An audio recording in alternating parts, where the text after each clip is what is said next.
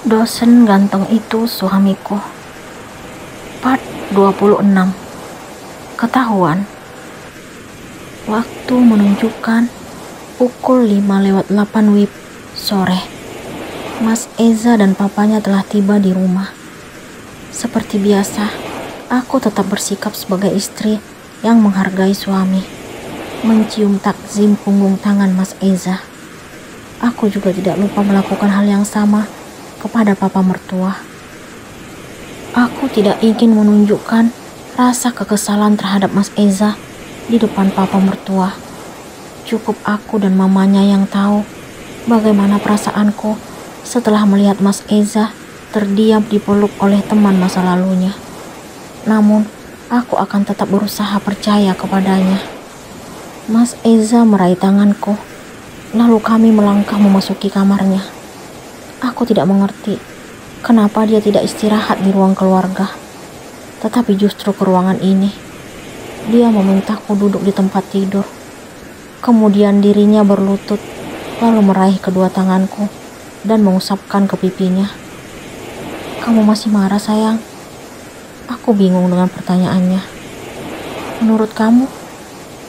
Aku benar-benar minta maaf. Aku saat itu kaget hingga akhirnya terdiam. "Aku lagi malas ingat tentang itu, Mas. Jangan paksa aku untuk kembali terluka." Aku berusaha tidak marah. "Kita pulang ya, sayang. Atau kamu mau nginap di sini?" "Aku mau nginap di rumah ini. Kalau kamu mau pulang, silakan." "Jangan seperti ini dong, sayang.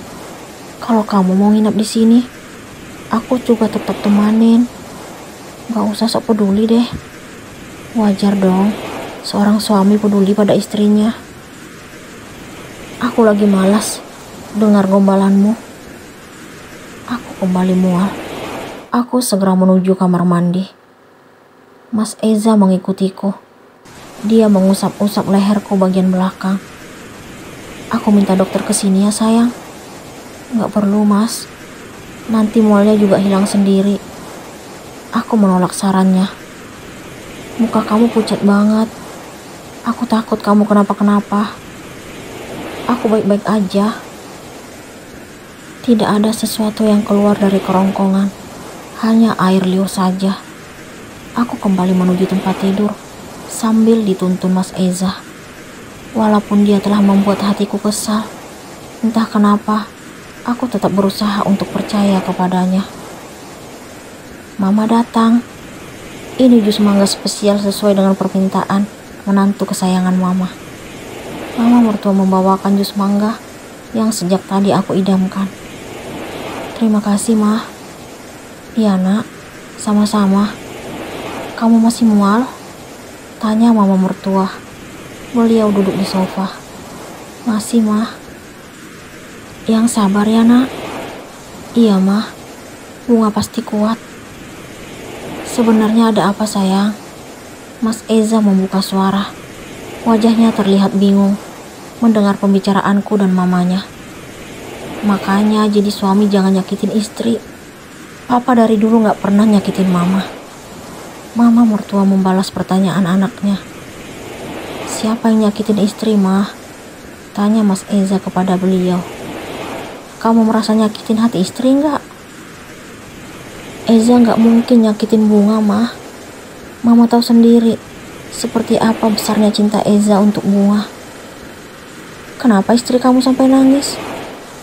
"Itu semua salah paham, Ma." "Udah, Ma. Jangan dibahas lagi. Bunga akan mencoba untuk percaya pada Mas Eza." "Oh ya, enak banget jusnya." "Udah habis, Ma." Aku mencoba mencairkan suasana dengan memperlihatkan gelas yang sudah kosong. "Iya, Nak. Besok Mama bikinin lagi ya." Mama mertua mengembangkan senyum kepadaku. Lalu dia melihat ke arah Mas Eza.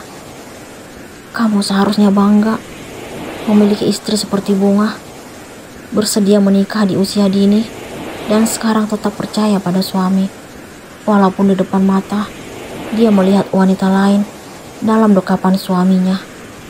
Kalau Mama di posisi Bunga, terus terang Mama akan memberikan pelajaran pada suami seperti itu." Aku tidak pernah menyangka besarnya pembelaan Mama Mas Eza terhadapku. Aku sangat bahagia dan bersyukur memiliki mertua seperti kedua orang tua Mas Eza. Mereka memperlakukanku layaknya anak kandung. Rasa sayang dan perhatian yang mereka tunjukkan membuat hati ini lupa sejenak akan apa yang terjadi tadi siang. Setelah selesai makan malam dan menjalankan salat Isya, aku merebahkan tubuh ke tempat tidur. Mas Eza masih berada di ruang TV bersama papanya, sedangkan mama mertua dari tadi sudah masuk kamar. Aku mengusap perut dan menyadari ada sang buah hati di dalam. Nikmat yang kurasakan saat ini sangat indah, karena sebentar lagi akan menyandang status sebagai ibu. Seandainya Mas Eza mengetahui kehamilan ini, seperti apa reaksinya? Apa dia akan bahagia? Ingin rasanya mengatakan kabar ini kepadanya, tetapi hatiku masih sedikit kesal. Belum tidur sayang. Mas Eza tiba-tiba masuk kamar. Aku segera menjauhkan tanganku dari perut. Belum mas. Dia mengunci pintu kamar lalu menghampiriku. Maafin aku ya sayang. Aku gak mau melihat kamu sedih. Dia merebahkan tubuhnya, kemudian memelukku dari belakang. Posisiku saat ini sedang memunggunginya. Jangan sakitin aku jika kamu tidak ingin aku sedih. Aku janji tidak akan pernah membuat kamu sedih lagi. Dia memelukku makin erat, tangannya menekan perutku. Jangan tekan perut aku, mas. Aku tidak ingin anakku tertekan di dalam. Perut kamu kenapa sayang? Sakit. Dia merenggangkan pelukannya. Enggak mas, sesak aja. Karena kamu peluknya terlalu kencang. Aku memberikan alasan. Maaf. Oh ya, kamu masih marah? Enggak. Yang benar. Iya. Terus, kenapa tidurnya membelakangi suami? Akhirnya, aku mengalah lalu berbalik arah. Dia mengusap kedua pipiku dan berusaha mencium bibirku. Namun, aku pun menolak. Maaf mas, aku gak bisa. Kenapa? Itu artinya kamu masih marah padaku. Aku lagi lemas mas. Dari tadi bawaannya mual. Ya udah, kita istirahat aja sekarang. Aku merasa bersalah karena menolak keinginan Mas Eza. Namun saat ini aku masih harus meyakinkan diri kalau apa yang terjadi tadi siang hanyalah sebuah kesalahpahaman. Aku juga harus menjaga bayi kami yang masih kecil di dalam rahim. Malam telah berlalu, berganti menjadi pagi. Mas Eza dan papanya kembali ke kantor untuk melakukan pekerjaan seperti biasanya. Aku dan mama mertua menikmati obrolan di taman belakang. Hari ini, aku meminta izin kepada dosen untuk tidak mengikuti mata kuliah. Mentari pagi ini telah menunjukkan wujudnya untuk menyinari dunia. Cahaya itu mampu memberikan terang untuk alam semesta. Udara pagi yang masih terasa sejuk karena tanaman yang sengaja ditanam di tempat ini menambah nikmatnya perbincangan antara aku dan mama Mas Eza. Kamu masih mual? Tanya beliau kepadaku. Masih mah. Apa sebaiknya kita memberitahukan kehamilan kamu pada orang tuamu nak? Ternyata mama mertua menunjukkan peduli dan perhatian terhadap orang tuaku. Nanti dulu mah. Aku menolak permintaannya. Eza gimana? Dia ayah dari anak dalam kandunganmu. Dia berhak tahu tentang anaknya. Untuk sekarang, Bunga belum siap, mah. Aku kembali menolak keinginannya.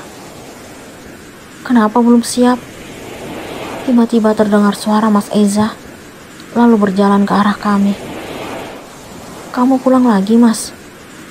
Apa ada yang ketinggalan? Tanyaku kepadanya. Dia langsung berlutut di depanku. Aku sangat bingung. Dia mengusap perutku. Iya, ada yang ketinggalan. Aku belum menyentuh anakku. Kenapa dia tahu kalau aku sedang hamil? Orang yang tahu tentang berita ini hanya aku dan mamanya. Aku melihat ke arah mama mertua. Dia juga terlihat bingung sambil mengangkat bahu. "Kamu tahu dari mana, Mas?" tanya aku kepada Mas Eza. "Kenapa kamu tega melakukan ini pada aku, sayang?" Ternyata ini alasan kenapa perut kamu merasa tertekan semalam. Mas Eza sepertinya tidak ingat kalau mamanya juga sedang bersama kami. Apa yang wanita itu pikirkan sekarang? Beliau malah tersenyum kepadaku. Aku bingung harus berkata apa. "Mama ke dalam dulu ya." Mama mertua berdiri. Tetapi sebelum wanita itu melangkah, Mas Eza menghentikannya. "Tunggu, Mah. Eza mau nanya. Apa Mama juga tahu tentang kehamilan Bunga?" tanya Mas Eza. "Mama minta maaf. Mama melakukan itu agar Bunga bahagia. Mama gak tega melihat dia menangis karena perbuatanmu. Sekarang kalian bicarakan semuanya baik-baik. Mama mau ke dalam." Wanita itu pun berlalu. "Kamu tega banget, sayang. Kamu tidak memberitahukan kebahagiaan sebesar ini pada suamimu sendiri. Kamu seolah-olah ingin menjauhkan aku dari anakku." Mas Eza menitikkan air mata. Dasar laki-laki cengeng. Dia tidak tahu bagaimana rasanya jika orang yang kita cintai melakukan sesuatu yang tidak pantas dengan wanita lain. Perempuan mana yang akan terima dan ikhlas melihat suaminya berpelukan dengan istri orang lain? Apakah hubungan Bunga dengan suaminya akan baik-baik saja?